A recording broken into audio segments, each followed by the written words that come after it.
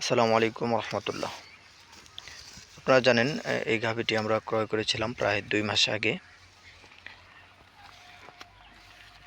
একেবারে হাড্ডি ছিল, মানে শরীরে কোনো প্রকার শক্তি ছিল না, শুইলে উঠতে খুব কষ্ট হয়ে যেত, এরকম অবস্থা ছিল।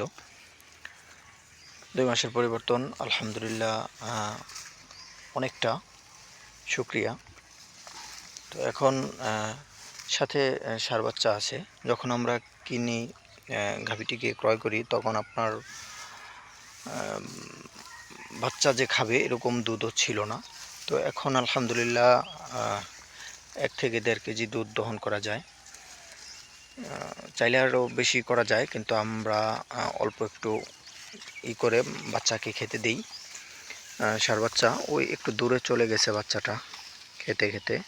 তো ষাঁড় বাচ্চাও আলহামদুলিল্লাহ অনেকটা ভালো হয়েছে। তো সকলেই দোয়া করবেন। আসসালামু আলাইকুম।